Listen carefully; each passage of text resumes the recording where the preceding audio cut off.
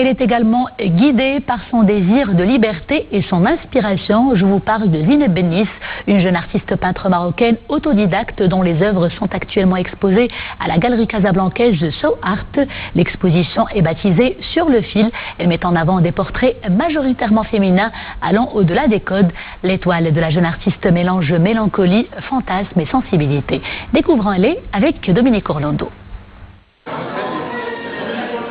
Effectivement, à observer l'artiste de plus près, on se dit qu'il y a bien une ressemblance avec celle qui n'est autre que sa propre mère, à savoir l'icône nationale absolue du sport féminin, Madame Nawal El Moutawakil.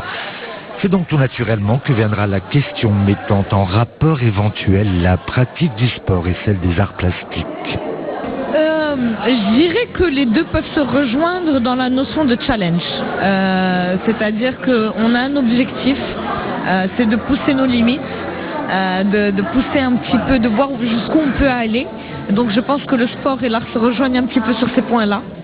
Dans le cadre de sa toute première exposition, on peut dire que pour elle, plus que chez quiconque, tout se joue littéralement sur un fil. Alors la technique s'appelle le drip painting, que j'ai découvert d'ailleurs, enfin je ne l'ai même pas découverte, je pense que c'est elle qui m'a découverte. Il s'agit en fait de verser de l'acrylique qui est un petit peu liquéfié, donc avec un mélange que je concocte.